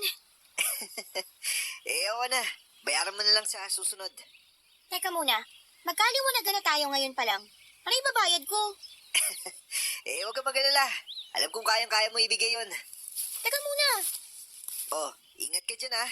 Kita na lang tayo sa susunod. Nakagat ko na lang ang pang-ibabang labi at pinagmasdan siya papalayo. Nang tuluyan na siyang mawala sa paningin ko, yung punong nabuwal naman ang tiningnan ko. Marahas akong napabuntong hininga at nilapitan yon. Hinaplos bago taimtim na pumikit at humingi ng tawad. Hanggang sa matapos na ako ay naroon pa rin ako at takang-taka na nakatitig pa din sa puno. Sinusubukan kong isipa ulit yung paakon ng isang may kalakihang bato ang makita ko. Kakaiba ang kulay nun. Kulay puti na batik-batik. Bumuelo ako at nang matansya ang layo. Saka ko yun sinipa. Ang inaasahan ko ay babagsak lang yun sa kung saan ko matatanaw. Pero napanganga naman ako nang lumipad yun ng napakalayo sa ere at bumagsak sa kung saan. Lagot! Grabe ka naman ate, ang galing-galing mo. Sa dami ng pinanood ko dito, ikaw lang yung bukod tanging mahusay sa lahat. Sino ka? Teka, hindi pa kita nakita ni minsan dito ah. Huwag mong sabihin tulad ka ni Ali na taga paanan ng bundok at naligaw lang dito. Naku, malayong-malayo ako sa katauhan ni Ali ate. At huwag kang mag-alala, hindi naman ako masamang bata eh. Lagi akong nandito nanonood ng mga nagsasanay. Pinapanood ko kung paano mamuhay yung tribo nyo. Ganon? Buti hindi namumuti ang mata mo dyan kung yun lang ang ginagawa mo. Anong pangalan mo? Ako si Bana. Ah, Bana. Parang pamilyar ka sa akin eh. Hindi ko na maalala. Tagasan ka, Bana? Huwag mong sabihin wala ka rin inuuwian. Hindi ko naman kailangan ng uuwian ate. Aba, anong hindi? Sa liit mong yan? Kailangan mo ng tahanan na poprotekta sa'yo ah. Babae ka pa naman. Maalalahanin ka pala? Akala ko, puro lang laro ang alam mong gawin eh. Teka nga muna, sino ka ba talaga? Bakit alam mo? Nasabi ko na po ate. At lagi ako nanonood sa inyo. O sige na, iwanan na kita dyan. Maglalaro pa ako sa babae. Gaya ng pag-alis ni Ali, pinanood ko din ang pag-alis ng bata. Pero parang nanlalabo ang paningin ko habang lumalayo siya. Ilang beses kong kinusot ang mga mata ko. At saka ko napagtanto, malinaw naman ang paligid. Yung bata lang talaga ang lumalabo. Naaaninag kong sumasayaw-sayaw pa siya habang unti-unting naglalaho sa paningin ko. Hanggang sa tuluyan na siyang nawala. Napailing na lang ako at napakibit balikat. Gustuhin ko mang paglaanan ng panahon para isipin kung bakit ganon. Hindi ko na ginawa. Sayang lang kasi sa oras. Pagkatapos, wala naman akong makukuhang matinong sagot. Hindi ka dapat naririto, Mayumi. Hindi ka pabihasa. Lola, hindi ako bababa dito sa puno, pangako! Magbabantay ako mula rito! Matigas talaga ang ulo mong bata ka. Mamaya tayo magtuto sa bahay. Ayun, Lola! May umaalan banda sa likuran nyo! Tumataka siya papuntang timog! Habulin nyo, bilis! Narinig ko siya at kumilos na kayo ng mabilis. Ilatag ang mga alay. Meron din dito sa harapan! Pasugod naman ho siya sa inyo! Mag-iingat kayo, Lola! Magsihanda kayo. Maaari kayong hilahin ang mga yampay lalim. Huwag kayong aalis sa loob ng bilog. At nagkamali siya ng rutang tinahak niya. Mula sa itaas ay kitang-kita ko kung paanong parang nauntog ang gumagapang na nilalang sa ilalim ng lupa. Yun ay nang maabot niya ang nakapabilog na buo-buong asin kina Lola at sa ibang matandang kasama niya. Sa palagay ko ay yun ang plano nila. Ang lansihin ng mga abwak sa gawing yon at doon tatapusin. Nang umahon ng nasabing halimaw mula sa lupa, agad itong pinagpapana at sibat ng mga nasa likuran ni Lola. May kasamang apoy ang hinahagis nila sa halimaw na agad namang kumalat sa katawan nito hanggang sa tuluyan itong maabo. Ang akala Akala ko pagkatapos noon ay aalis na sila. Pero hindi. Ang nangyari ay may ikinalat silang likido sa loob ng bilog. Pagkatapos, pinaikutan nila yon habang nakatalikod sila sa isa't isa. Nang humangin ay umabot pa sa ilong ko ang napakabahong amoy. Malansa yon at amoy dugong nabubulok. Hindi ko alam kung anong nangyari sa una nilang plano. Pero kung ano man ang ginawa nila ng gabing yon, masasabi kong epektibo dahil mula sa taas. Kitang-kita ko kung paano dumagsa ang mga alon na papalapit sa kanila. Bawat dako ay may dumarating. Ang iba ay doble-doble pa. Bigla akong kinabahan para sa kaligtasan nilang lahat. Hindi! Lola, ang dami! Napakarami ng paparating! Hindi niyo kakayanin! Manahimik ka na lang dyan, Mayumi. At huwag kang gagawa ng kahit anong hakbang nang hindi mo pinag-iisipan. Hindi! Hindi ako pwedeng manood lang dito, Lola! Ay, Diyos ko, Mayumi! Magtigil ka! Pumirmi ka nga dyan! Pakiusap! Para saan at binigyan mo ako ng balutilakan? Hindi ko kayo papanooring kainin lang ng mga lintik na buhayang yan! Ano bang napag-usapan natin, Mayumi? Gusto mo ba talagang maparusahan? Patawad po, Lola. Pero kung ano man ang mangyari, ako ho ang may gusto nito. Wala ho kayong dapat nasisihin. Lalong huwag niyo po sanang parusahan sila kan. Nakulitan lang po siya sa akin. Mula sa sanga, inabangan ko ang paparating na alon ng lupa. Pumikit ako, nag-focus sa katahimikan, at binaliwala ang pagsaway ni Nalakan at Lola. May narinig akong tinig na nagpalakas ng loob ko. At pagdilat ko, ngumisi ako at tumalon. Sa pagbagsak ko ay naalog ang lupa at napipi ang halimaw sa ilalim. Mabilis akong tumalon muli. Sinalubong ang mga paparating na abwak at natapos silang lahat bago makarating sa bilog ni na Lola. Tahimik ang lahat, tulala at nakatitig sa akin. Si Lakan ay nakanganga at si Daku ay tila hindi makapaniwala. Ngingisi pa sana ako nang maramdaman kong may magaspang na kamay na bigla akong hinawakan sa bewang at ibinato ng malayo. Pagbagsak ko, kumirot ang likod ko at hirap akong makahinga. Habang sinusubukan kong tumayo, ay nakita kong sinunggaban ng dampuhalang halimaw ang mga kasama ko at walang awang isinubo ang iba. Ang halimaw ay nakatayo sa dalawang paa, tulad ng tao ngunit may wangis ng buwaya. Bago tuluyang mawalan ng malay, nakita ko si Ali na dumating. Matapang na sumaklolo sa grupo nila Lola. Lola, Tala! Daku! Lakan! Nasaan ako? Lola! Lola, nasaan po kayo? Pero bumabalik lang ang boses ko sa akin. Walang katugon na sagot. Wala rin akong ibang marinig kung hindi sariling tibok ng puso ko. Kahit nanghihina pa ay pilit kong iginala ang paningin sa paligid. Malamlam ang liwanag at hindi rin kaaya-aya ang amoy na nanunuot sa ilong ko. Nagpasya akong maglakad at maghanap ng mas maliwanag na lugar. At hindi ko mapagtanto kung anong lugar ang kinaroroonan ko dahil sa dilim. O ano, nagawa ko ni misyon ko. Kaya pakunan mo na yung pamilya ko. Wala silang kinalaman dito sa paghiganti mo, Supremo. Napakalaki mong tanghali. Bakit di na lang ang pag-aalala mo sa mga inutil na mortal na yan, ha? Ibibigay ko sa iyo ang pwesto sa kanan ko. Basta't isuko mo ang mga taong yan sa akin. Hindi mangyayari yung nais mo, Kalihami. Tumupad ka sa usapan natin. Dinala ko sa iyo kahinaan ng matandang yon. Ngayon, gawin mo yung party mo. Ibalik mo sila sa akin ngayon din. Sinong nagsabi sa iyo na tumutupad ako sa usapan? Ako ang iyong prinsipe. Dapat lang na paglingkuran ninyo ako. At ikaw, Wally, tumalikod ka sa iyong prinsipe at nagsilbi sa mga walang kwentang nilalang na nabubuhay sa mundong ito. Kaya tangkapin mo ang kaparusahan. Teka, hindi ko maintindihan. Ano pa bang gusto mo? Wala akong panahon para makipaglaro sa'yo.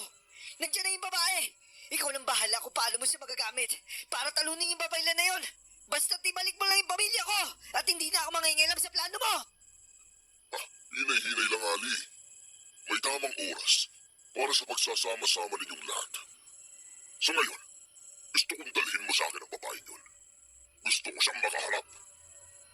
Wala akong susundin ni isa sa mga utos mo kung hindi mo ipapakita yung Isang utos ko lang at makakawala sa kulungan ng pamilya mo ang maalaga kong sigbin. Kakalihami! Anak ka talaga ng demonyo! Oo nga pala. Kakaiba ang mga yun, Ali. Sa sobrang kagutuman nila, hindi lang patay ang kinakain nila ngayon. Ultimo buhay na tao ay nilalantakan nila. Walang sino man sa lugar na to ang mag-uutos sa akin. Hindi ikaw, Ali. Hindi sila. Kaya sumunod ka hanggat nakakapag-isip pa ako ng tama. Wala ka na sa katinuan. Hindi ka na lumalaban ng Batas Supremo. Kapag nabaliktad ang mundo natin dalawa, ipapatikim ko sa iyo lahat ng ipinagkait mo sa akin. Huwag kang mangarap ng gising. Isa ka lang namang alipin na sunod-sunuran sa akin. Ngayon, kuhanin mo na ang babae at palukurin sa harap ko. Nang magsimulang maglakad si Ali, nataranta naman ako kung saan ba dapat magtago. Walang ibang tataguan doon dahil isang diretsyong daan yon sa ilalim ng lupa. At gaya ng inaasahan ko, kahit anong bilis ng lakad ko ay nakita pa rin ako ni Ali.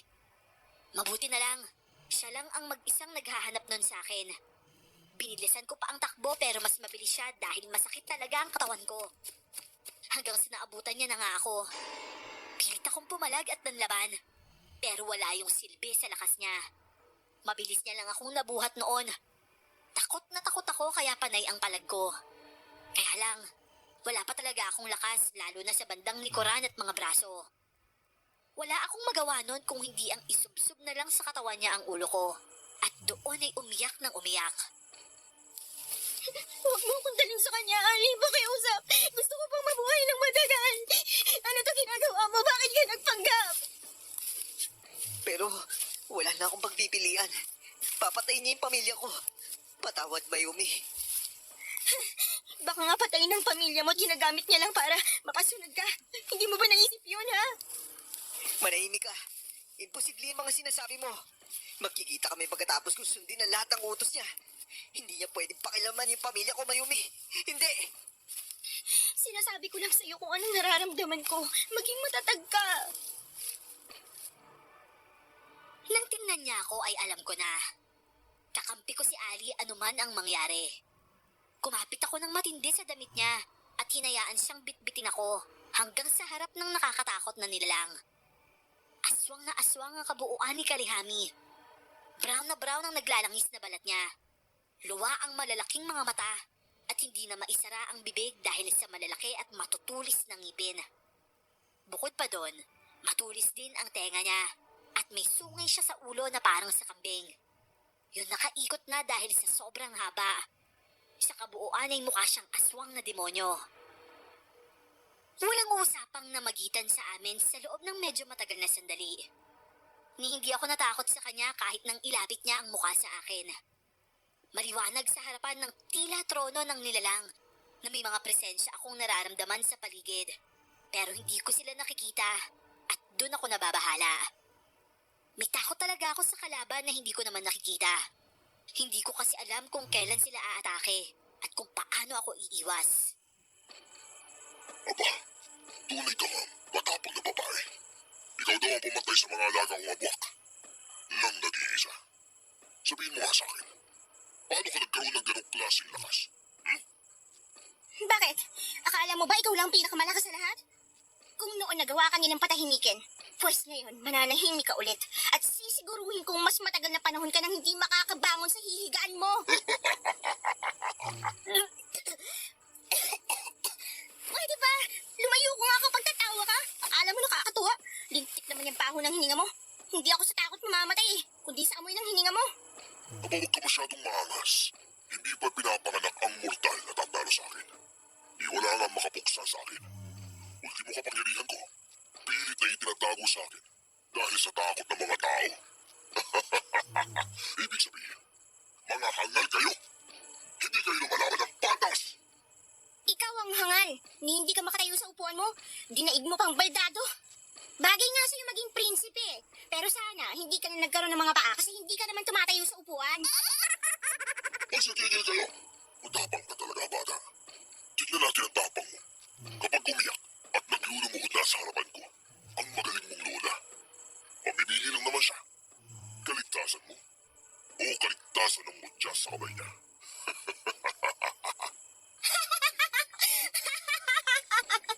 Ah,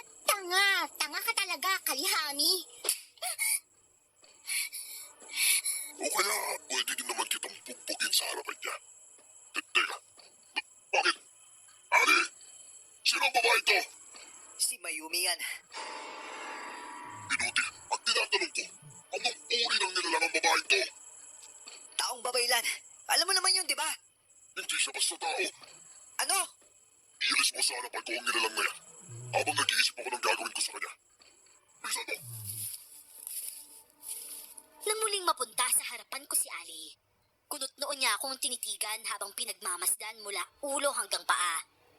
Naliliit din ang mga mata niya, pero nang nagkatitigan kami sa mga mata, ayun na naman yung kakaibang kaba sa dibdib ko.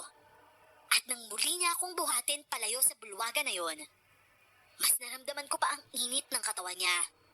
Parang may dala yung kung anong mahika na nagpakalma sa akin. Pero pagpikit ko, muli kong naalala kung ano talaga siya. Kung paano niya kami niloko. Muli akong napadilat. Agad na kumilos ang katawan ko para pumiglas na ikinagulat niya naman. Kailangan ko nang makauwi, Ali. Kung ano man itong ginagawa mo, itigil mo na. Pero, kailangan kita, Mayumi. Nag-aalala ang Lola Tala. Hindi mo ba naisip yun? Wala kang dapat ipag-alala, Mayumi. Planado ang lahat. Pero isa kang anak ka di Kalihami. Paano ako maniniwala sa'yo? Hindi ko rin alam. Pero isa lang yung sinisiguro ko sa'yo. Oras na mabawi ko yung pamilya ko. Isa ako sa tatapos sa kanya. At gusto mong maniwala ako na pinadala ako ni Lola dito para sa plano niyo? Ganun ba? Hindi. Ito lang yung pinakamabisang paraan. Nagplano kayo nang hindi ko alam pagkatapos ako din ang ipapain ninyo? Mayumi, kung gusto ko lang, lawakan mo yung pangunawa mo. Lawakan at intindihan ang pagiging makasarili mo? Wala akong alam sa lahat ng mga kilos ninyo. Manguhula na lang ako palagi kapag nasa sitwasyon ako. Patawarin mo ako. Pangako, hindi kita pababayaan dito. Hindi kita kailangan, Ali. At huwag ka rin umasa na iintindihin ko mga ginawa ninyo. Halika, hayaan mong kargahin kita. Mahina pa yung katawan mo at Anong lugar to? naamoy nila yung inubong dugo kaya sila nagwawala. Ginugutom sila ni Kalihami para sa nalalapit na pagsugod sa inyong tribo. Kailan yun? Sa susunod na pagbilog ng buwan. Kailangan ko makaalis dito. Mayumi, ipagkatiwala mo sa kanila yung lahat. Si Kalihami yung kailangan mo harapin. Dahil ikaw yung pinili ng matandang babaylan para tumapos sa kanya. Ano? Pero hindi pa nagaganap ang ritual ng pagpili. Paano mo nasabi yan? Yung gabing pinatay mo ang lahat ng mga abwak. Noon din na yung nagdesisyon silang ikaw yung nararapat at pinili ng mga diwata. Kasama sa misyon kong pumarito ng hinang-hina ako at harapin ang halimaw na yon. Wala nang oras, Mayumi. Kung hayaan mo ko, tutulungan kita makabawi ng lakas. Kung ganun, kailangan ko makabawi at kailangan ko lumakas agad. Bakit ngayon mo lang sinabi? Galit ka pa kasi kanina eh. Sa tingin ko, hindi mo maunawaan kung sarili mo lang ipapakinggan mo. At ngayon kalmado ka na. Gawin na natin yung nararapat. Oh, nandito na tayo. Hinayaan ko si Ali na tulungan ako.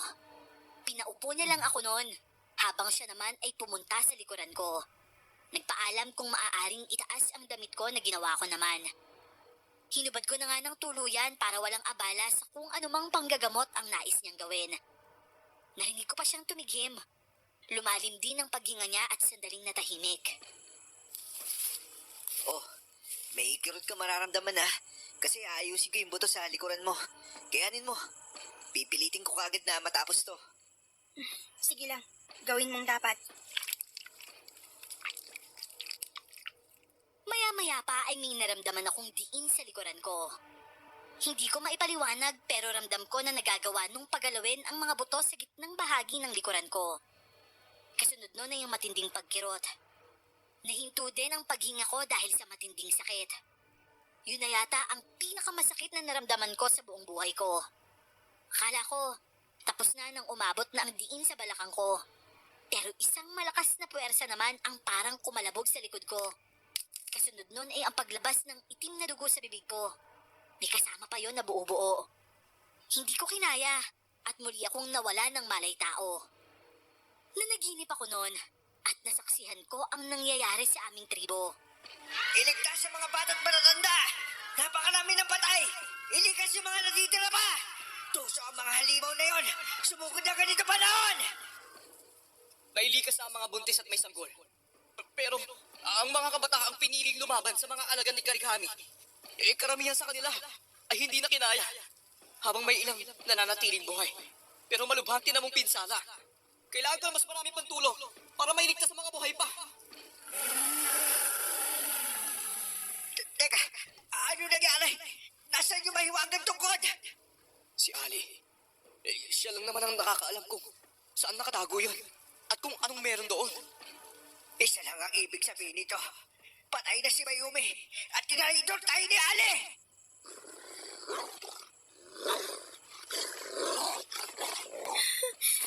Hindi. Isa nga yung dilubyo. Bakit ipinakita niyo sa akin yun? Diyos ko, huwag niyong pabayaan ang tribo ko. Gabayan niyo po sila pakiusap. Iligtas niyo silang lahat. Nang bumalik na ako sa wisyo ay napansin kong wala nang masakit sa akin. Pero nasa paligid ng kulungan ko ang malalaking asong naglalaway. Hindi lang sila makapasok sa naroong harang. Patitibay na kahoy kasi yon. Pero may isa sa mga ito ang nakagawa ng paraan. Ninat-ngat niya ang kahoy. Hindi niya alintana kung matigas yon. Hindi siya tumigil habang ang mga mata ay focus na focus sa akin. Literal na gusto nila akong lapain ng buhay. Tuluyan ang nakagawa ng butas ang malaking aso. Nagkasya ang ulo niya doon pero hindi ang katawan. Kinakabahan ako pero alam ko naman na walang idudulot na mabuti yun sa akin. Naalala ko kung paano kami magsanay ng mga aso sa tribo. Dapat kami ang dominante at kami ang nasusunod. Doon ako humugot ng lakas ng loob. Tumayo ako at nilapitan ng mga aso. Hindi ko inaalis ang mga mata ko sa mga mata nilang nanlilisik. Hindi ako nagpakita ng takot. Sa halip ay ginaya ko sila sa pag-angil. Nung una, mahina lang ang boses ko. Hanggang sa mas lumakas na ang boses ko sa kanila. Nung una, ang akala ko ay epektibo lang ang ginagawa ko. Napayuko ko sila at napatahimik sa pag-angil. Ang hindi ko alam, may mas malalim pa palang dahilan ang lahat. Saan mo ako dadalhin? Bitiwan mo ako. Kaya kong maglakad mag-isa. Isang araw na ultimatum. Yan ang kaya kong ibigay. Tuso ka, Kalihami. Tanga lang ang maniniwala sa'yo. At kapag nalaman kong wala kang silbi, ipapalapa kita sa mga gutom na aso. Wala na silang aabutan dito, kundi mga buto mong tinidilaan ng mga alaga ko. Oh, anong iningisi-ingisi mo?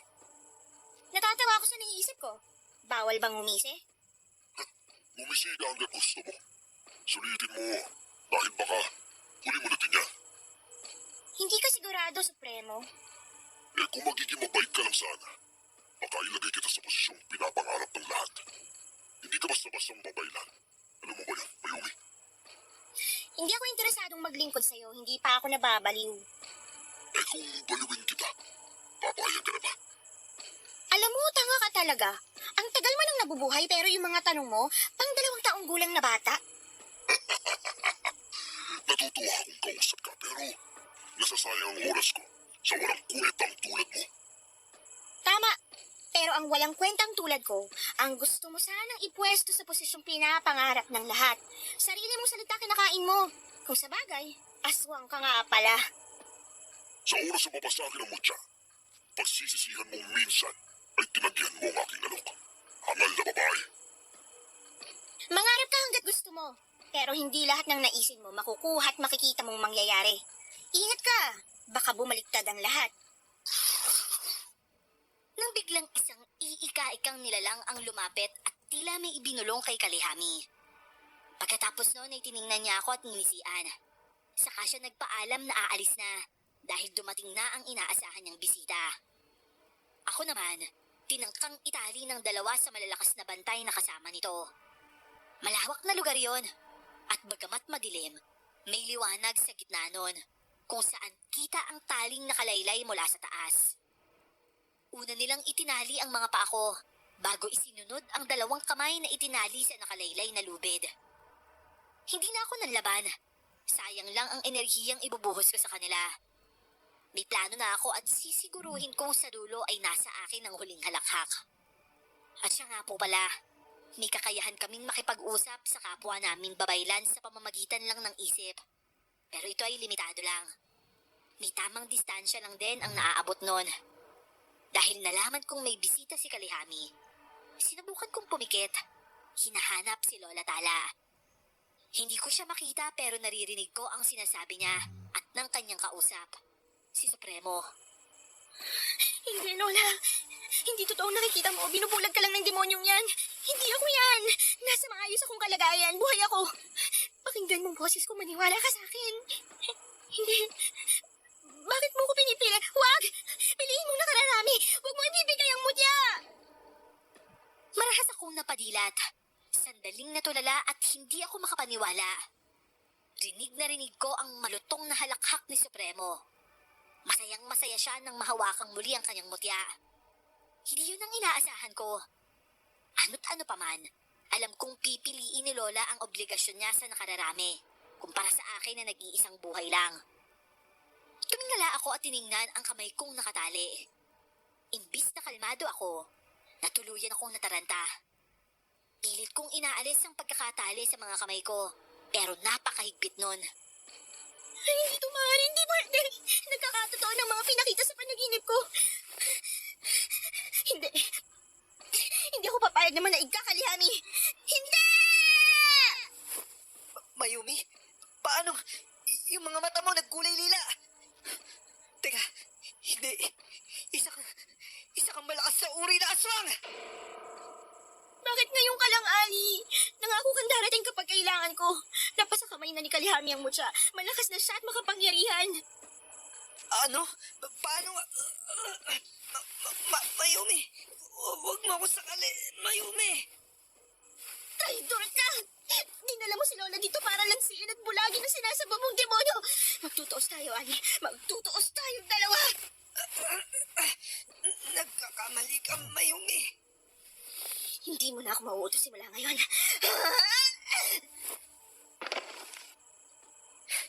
Ikaw yung binubulag ni Kalihami. Makinig ka sa akin, Mayumi. Huwag kang pupunta doon. Pero hindi ko siya pinakinggan. Sa halip ay mabilis kong itinali ang kamay at paa niya. Talagang nawala ang tiwala ko sa kanya noon. Mas maniniwala naman ako sa ipinapakita ng isip ko kesa sa mga sinasabi niya. At yun ang pinakamalaking pagkakamaling nagawa ko. Masakit sa loob ko na iwan siyang nakatali. Pero yun lang ang nakikita kong paraan nun para makakilos ako ng walang kumukontra sa akin. Nang masigurong hindi na siya makakatakas, tumakbo na ako papunta sa kung saan man lumalakas ang tinig ng Lola Tala ko. Pero nasindak ako nang marating ang lugar na yon. Nakita ko si Lola na nakahandusay. May tugo sa bibig. At parang gumuho ang mundo ko. Lalo nang mapagtanto kung wala na siyang buhay. Sa harapan niya ay naroon si Kalihami. Ang laki ng pagkakangisi sa kanyang muka habang nasa lapag ang putol na tungkod ni Lola. Hawak niya sa mga kamay ang itim na bato na nooy agad niyang isinubo at nilunok.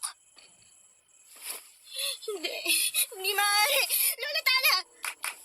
Ano? Lola? Kalihami, parang... Nasa tungkod ng matandang babae na naman siya. Ang makakakuha at makakapagdala nun sa akin ay may katumbas na gantimpala.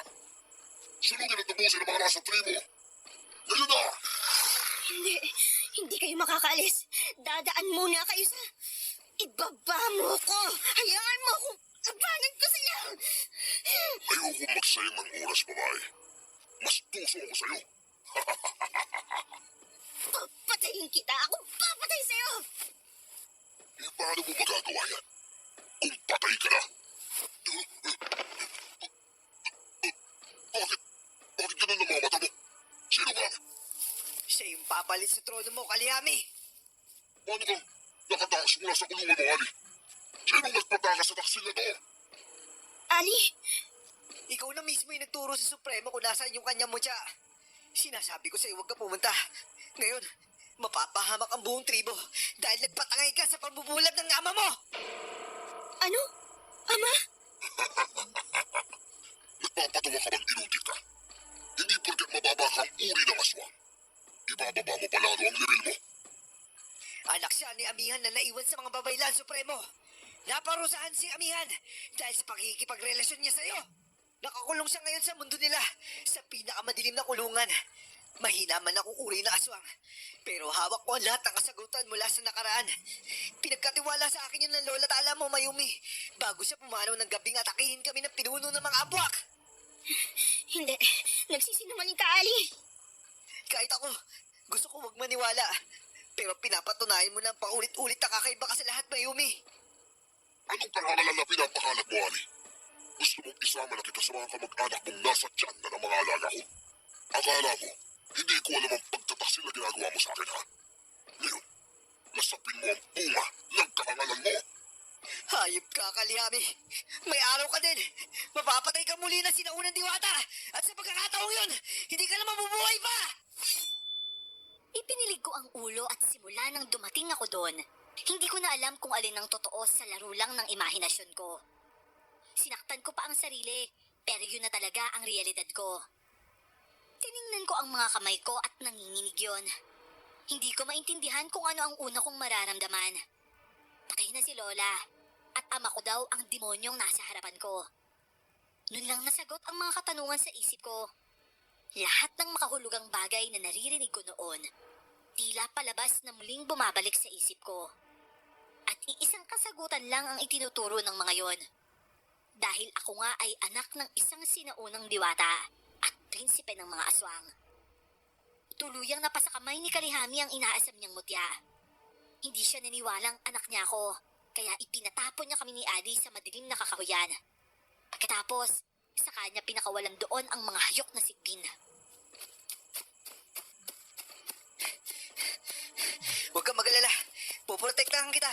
Bago ka nila malapitan, dadaan muna sila sa bangkay ko. Teka, hindi natin kailangan tumakbo, Ali. Ayoko mapagod ng gusto. Umuwi pa ako sa tribo.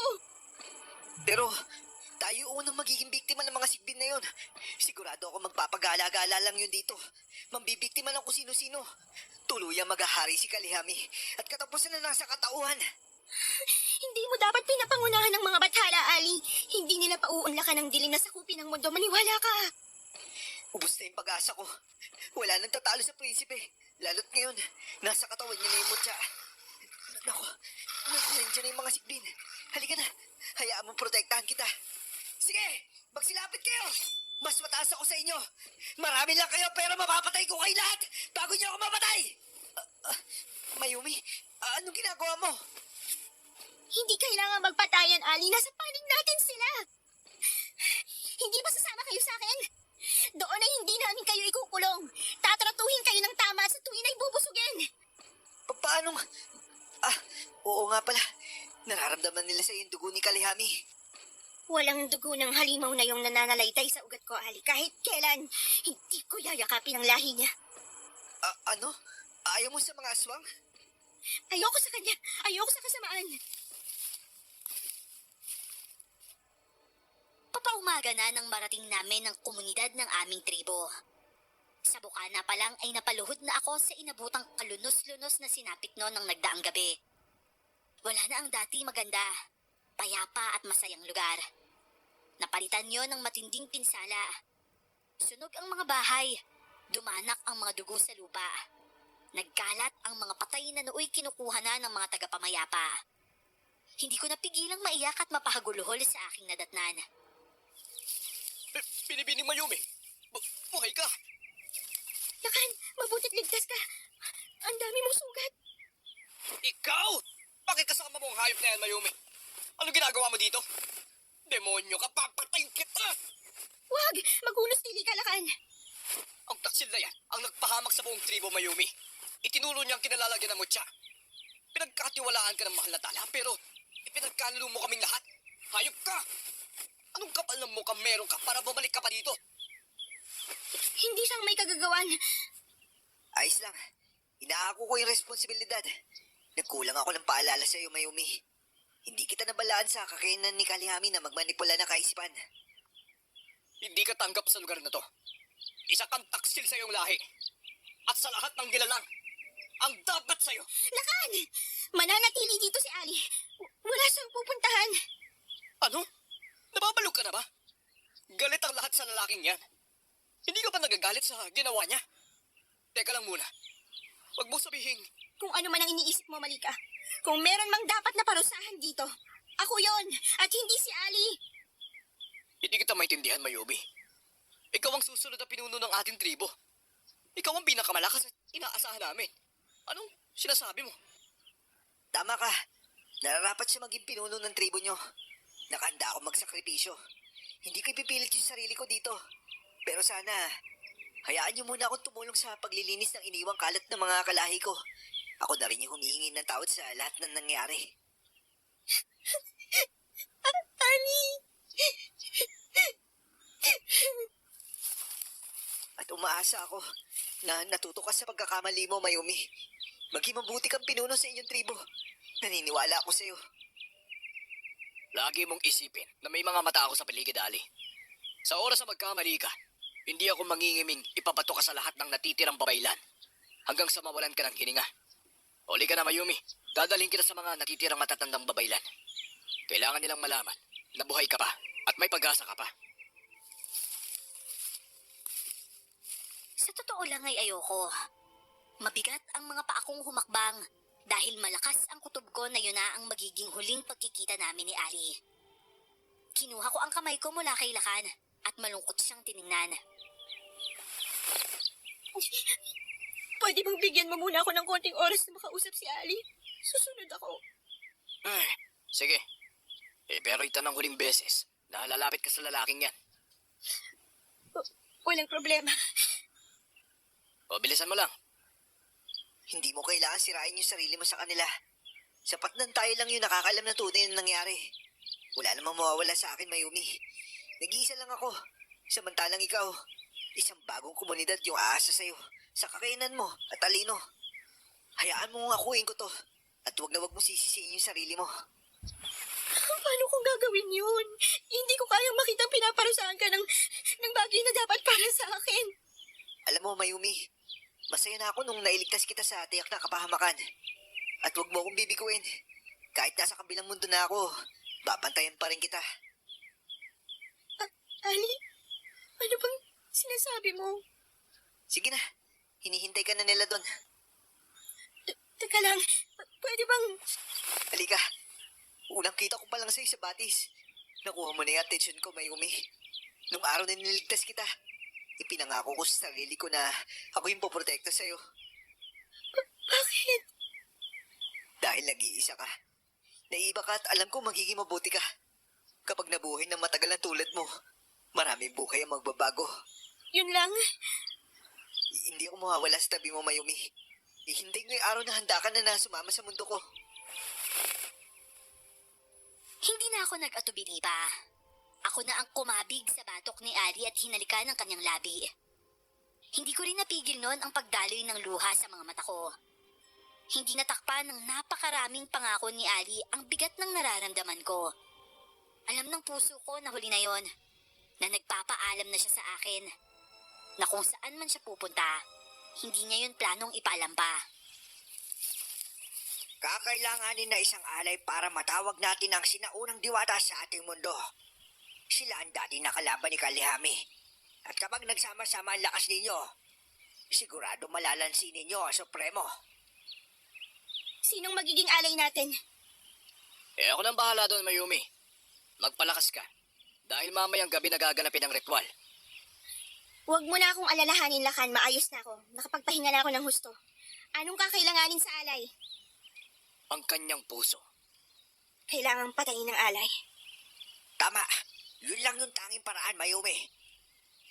Sige, nakahanda na rin ako para mamaya. Kung kinakailangan ialay ko ang buhay ko para sa kalayaan ng tribo sa Supremo, gagawin ko.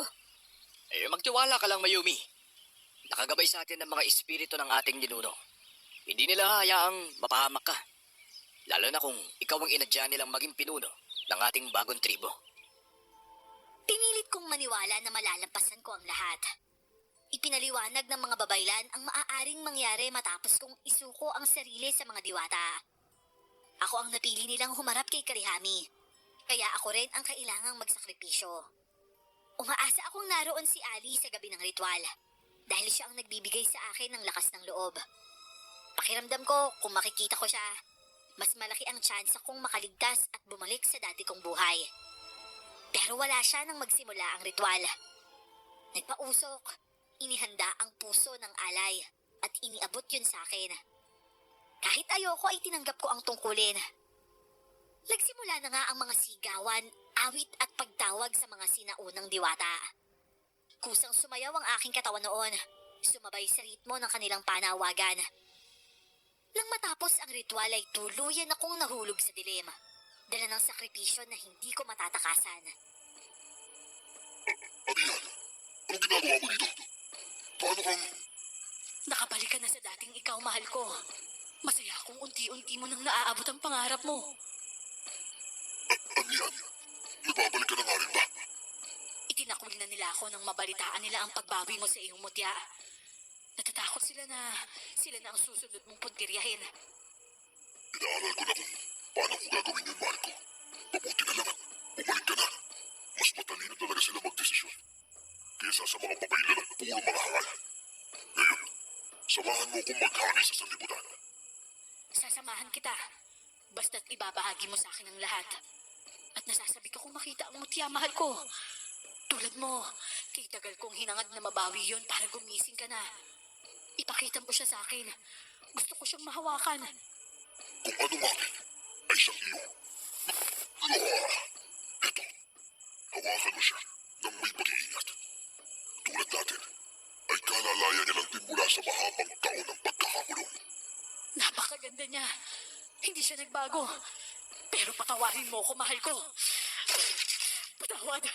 Dahil ito lang ang paraan para maitama ako ang napakalaking pagkakamali na nagawa ko noon. Ikaw? Hindi ikaw ang mahal ko. Paano mo nagaya si Amihan? Dahil ina ko siya at ikaw ang ama ko.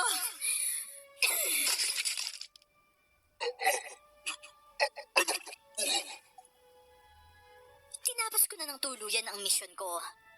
Pagpikit ko ay hinayaan ko na ang mga natitirang diwata na siyang mag-alay ng orasyon para sa katawan ni Supremo. Nagwangis aswang ako ng sandaling yon, kaya hindi makalapit kahit yung mga alagad ni Kalihami sa amin. Nang matapos at tuluyang maging abo ang kanyang katawan, isinilid naman yon kasama ang kanyang bato sa espesyal na baul at sinelyohan ng kulay pulang tela na may matibay na orasyon. Lulugulugo ang katawan ko nang lumabas sa lungga ni Kalihami.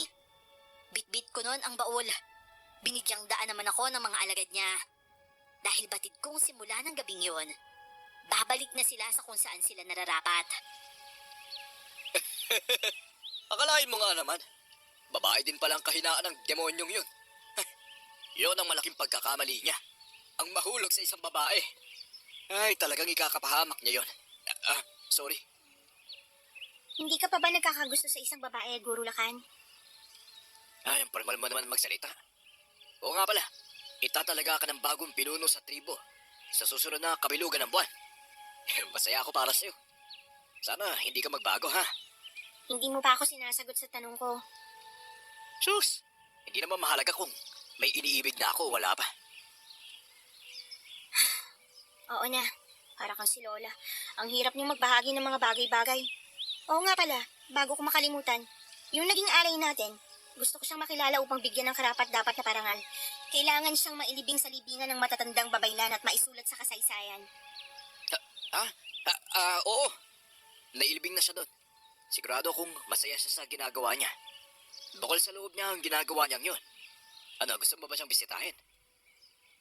Oo, ngayon na. Masasamahan mo ba ako? Oo naman. Kami ni Dako ang naglibing sa kanya doon. Nasa tabi siya ng libingan ni Apo Tala. Yun kasi ang hiling niya eh. Talaga? Malapit ba siya kay Lola? Sa palagay ko, oo. Sa kanya kay pinagkatiwala ni Lola nung pinadala ka sa misyon. Pati yung tungkod. Hindi siya nangiming ipaalam kung ano yon. Alam mo, sa palagay ko, tama lang ang mga nangyari. May mga sakripisyong buhay. Pero, Lakan? Sinong tinutukoy mo, alay? Sino? si Ali. Hindi. Siya ang nagpresentang gawin yun, Mayumi. Yung tayo kong yon ay unti-unti talaga akong naupos na parang kandila. Hindi ko maipaliwanag ang sakit. Walang nagawa ang pagpipigil ni Lakan sa akin. Humaguluhol talaga ako ng iyak hanggang sa wala na akong lakas pa. Pasensya na po at doon na din pinutol ni Lola ang kanyang kwento. Ikinasal sila. Bumuo ng pamilya at nagkaanak pa. Muli daw pong binuhay ng mga diwata si Ali dahil sa kabutihan niyang taglay sa kabila ng tunay niyang katauhan. At ang kwento daw po sa likod ng alitaptap na animoy nagsisilbing gabay ni Lola sa araw-araw. Si Lolo Ali daw po yon na hindi umaalis sa paligid ni Lola dahil sa pangako nitong hinding-hindi mawawala sa tabi ni Lola paghiwalayin man sila ng kamatayan.